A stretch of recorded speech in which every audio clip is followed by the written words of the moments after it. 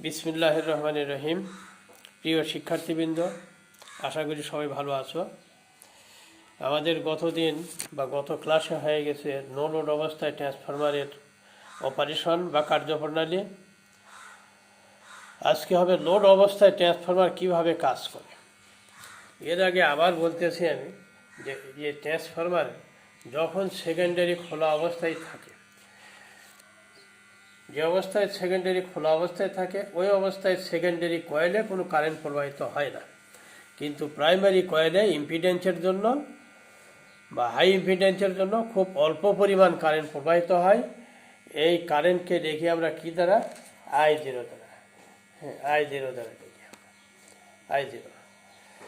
আর এই কারেন্টের মান খুব কম হয়, ফুল লোড কারেন্টের 2 থেকে 5%। এই কারেন্টের মান নির্ভর করে কিসের উপরে? যখন এই কারেন্ট প্রবাহিত হবে, এই কারেন্ট প্রবাহের জন্য এখানেও প্রাইমারি কয়েলে চুম্বক ক্ষেত্রের সৃষ্টি হবে। এই চুম্বক ক্ষেত্রের বল রেখাগুলো কয়েলের ভিতর দিয়ে প্রবাহিত হবে, ফলে উভয় কয়েলে ইএমএফ আবেশিত হবে। ভেক্টর ডায়াগ্রাম থেকে আমরা জানি যে প্রাইমারি কয়েলে যে ইএমএফ আবেশিত হবে এটা ইপি, সেকেন্ডারি কয়েলে ইএস। দেখা যাচ্ছে ইপি এবং ইএস পরস্পর বিপরীতমুখী, অর্থাৎ এইখানে ইপির অভিমুখ যেদিকে হবে ইপির অভিমুখ তার বিপরীত দিকে হবে।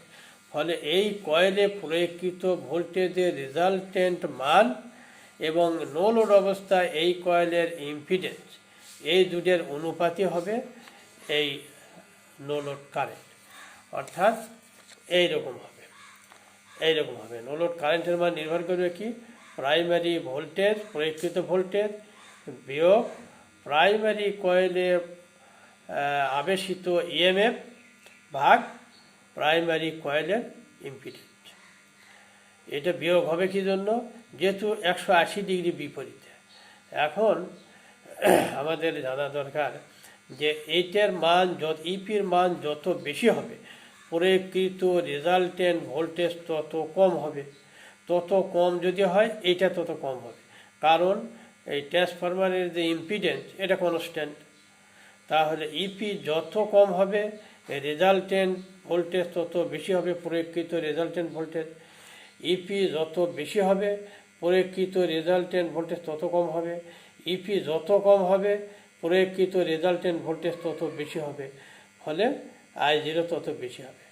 I0 যত বেশি হবে এই কারেন্টের ম্যাগনেটাইজিং কম্পোনেন্টও তত বেশি হবে। ম্যাগনেটাইজিং কম্পোনেন্ট যত বেশি হবে কারেন্টের উৎপন্ন ফ্লাক্স, অর্থাৎ এই যে ফাই এম মিউচুয়াল ফ্লাক্স যেটা, এটা তত বেশি হবে। আমরা জানি প্রাইমারি কয়েলে যে ইনডিউসড ইএমএফ এর সমীকরণ এইরকম। এখানে কিন্তু এটা কনস্ট্যান্ট, এই প্যাচ সংখ্যা কনস্ট্যান্ট, সাপ্লাই ফ্রিকোয়েন্সি কনস্ট্যান্ট। তাহলে তাই যদি হয় তাহলে ইপি সমান হবে এই মিউচুয়াল ফ্লাক্সের সমানুপাতিক। এইখানে যে ইপি সমান এইটা, তাহলে 4.44 এটা কনস্ট্যান্ট, প্রাইমারির প্যাচ সংখ্যা কনস্ট্যান্ট, সাপ্লাই ফ্রিকোয়েন্সি যদি কনস্ট্যান্ট থাকে তাহলে ইপি মিউচুয়াল ফ্লাক্সের সমানুপাতিক হবে। অর্থাৎ মিউচুয়াল ফ্লাক্স যত বেশি হবে ইপি তত বেশি হবে, মিউচুয়াল ফ্লাক্স যত কম হবে ইপি তত কম হবে। আর ইপি যত বেশি হবে এইখানে রেজাল্টেন্ট ভোল্টেজের মান তত কমে যাবে, আইপির মান কমে যাবে। ইপি যত কম হবে রেজাল্টেন্ট ভোল্টেজ তত বেশি হবে, I0 মান তত বেড়ে যাবে। এই হবে। এখন আমরা আসি যে নো লোড অবস্থায় এই ট্রান্সফরমার। এখন এখানে লোড দিলে কি হবে? এইখানে আমরা সুইচটা অন করে দিই। এই যে এখানে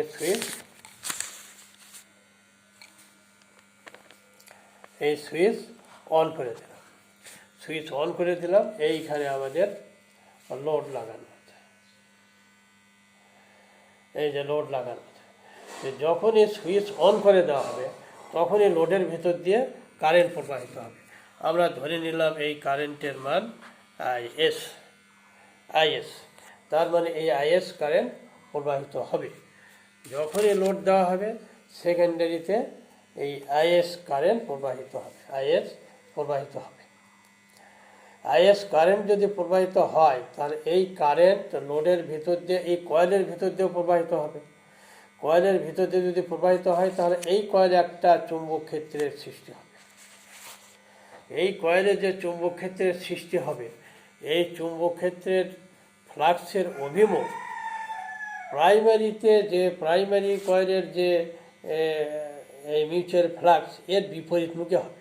কারণ ভিপি যেদিকে, এই ইএস তার বিপরীত দিকে আছে, যার জন্য এই সেকেন্ডারি কয়েলে যে চুম্বক ক্ষেত্রের সৃষ্টি হবে এর ফ্লাক্স কোরের ভিতর দিয়ে এই মিউচুয়াল ফ্লাক্সের বিপরীত দিকে প্রবাহিত হবে। আবার বলতেছি, যখনই লোড দেওয়া হবে সেকেন্ডারিতে লোড দিলেই সেকেন্ডারিতে কারেন্ট প্রবাহিত হবে আইএস কারেন্টের জন্য কি হবে, কারেন্ট প্রবাহিত হলে এই কারেন্ট এই কয়েলের ভেতর দিয়ে প্রবাহিত হবে, ফলে এই কয়েলে একটা চুম্বক ক্ষেত্রের সৃষ্টি হবে। এই চুম্বক ক্ষেত্রের ফ্লাক্স কোরের ভেতর দিয়ে প্রবাহিত হবে। এটা কোন দিকে প্রবাহিত হবে? আগের যে মিউচুয়াল ফ্লাক্স তার বিপরীত দিকে প্রবাহিত হবে। এইটা প্রবাহিত হচ্ছে এইদিকে, এইগুলো এখন প্রবাহিত হবে তাহলে এর বিপরীত দিকে। এগুলো প্রবাহিত হবে এইদিকে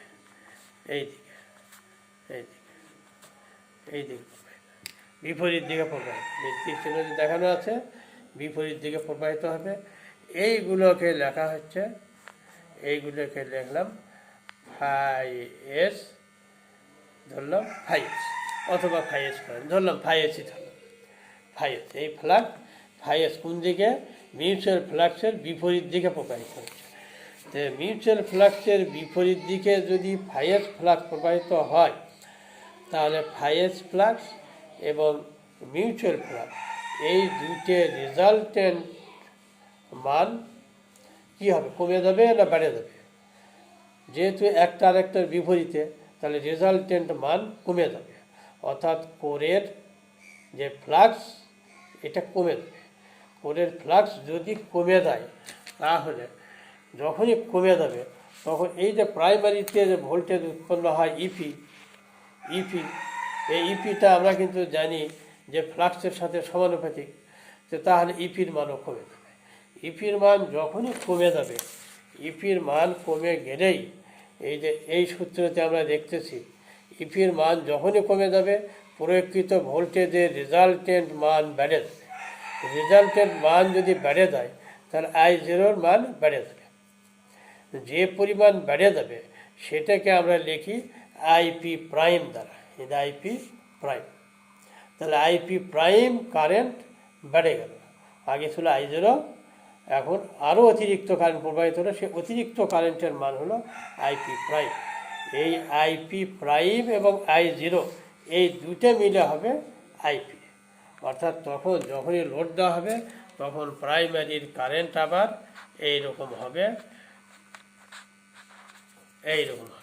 অর্থাৎ প্রাইমারির কারেন্ট বেড়ে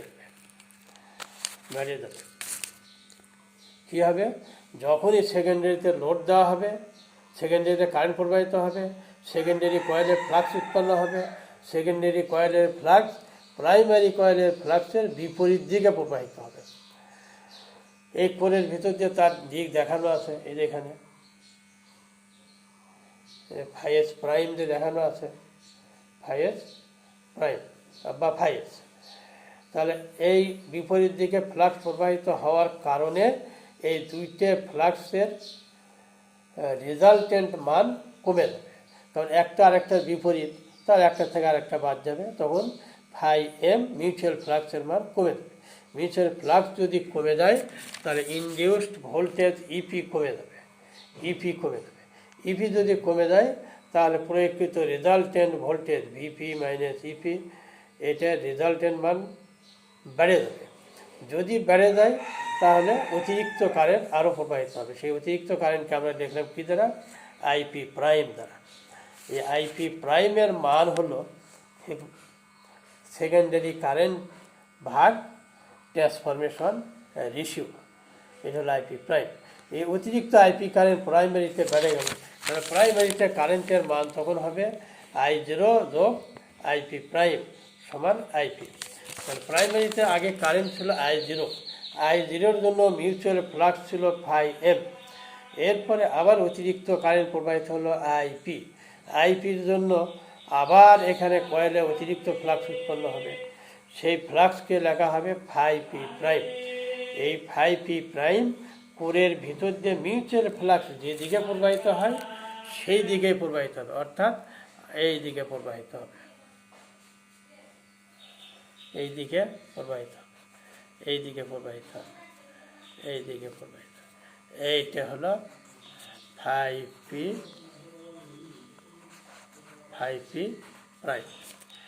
এই কোডের ভেতর দিয়ে মিউচুয়াল ফ্লাক্স যেদিকে প্রবাহিত হয় সেই দিকে প্রবাহিত হবে এই φp'। এখন φp' মান কত হবে আর φs এর মান কত হবে? φsটা হলো এইটা। φs এবং φp' পরস্পর বিপরীতমুখী, অর্থাৎ মিউচুয়াল ফ্লাক্স এবং φm' এই দুটি একদিকে এবং φs বিপরীত দিকে।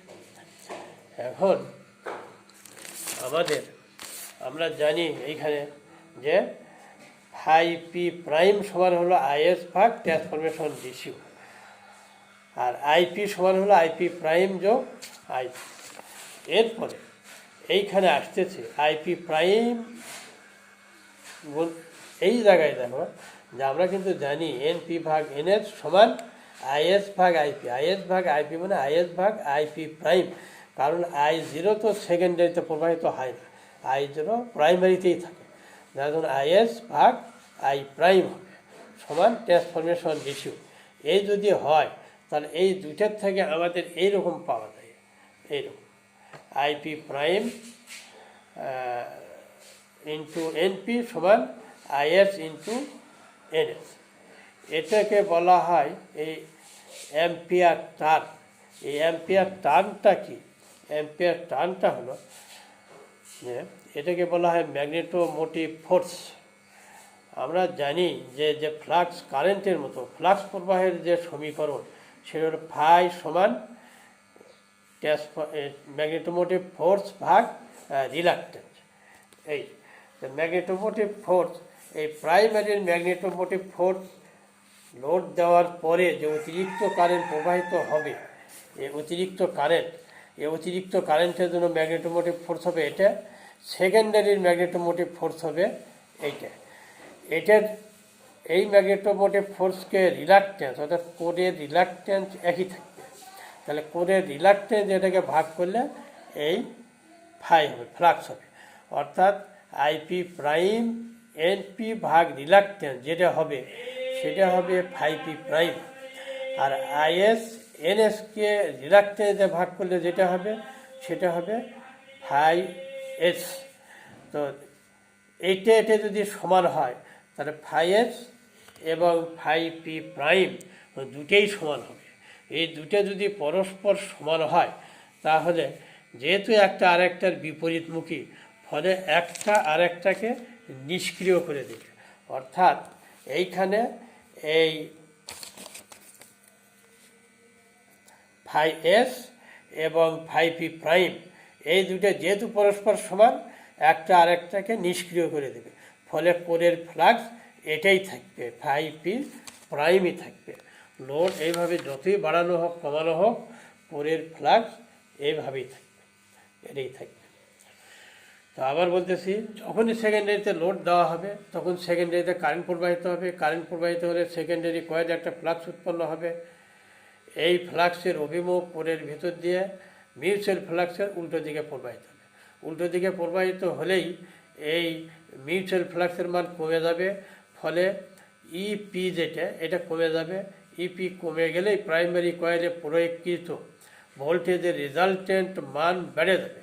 রেজাল্টেন্ট মান বেড়ে গেলেই অতিরিক্ত কারেন্ট প্রবাহিত হবে। এই অতিরিক্ত কারেন্টকে IP' দ্বারা লেখা হয়। তখন প্রাইমারি কারেন্ট হবে IP সমান I0 যোগ IP'। এই অতিরিক্ত কারেন্ট প্রবাহের সময় এই IP' যেহেতু অতিরিক্ত কারেন্ট প্রাইমারি কয়েলে প্রবাহিত হচ্ছে, এই অতিরিক্ত কারেন্টের জন্য প্রাইমারি কয়েলেও অতিরিক্ত ফ্লাক্স উৎপন্ন হবে।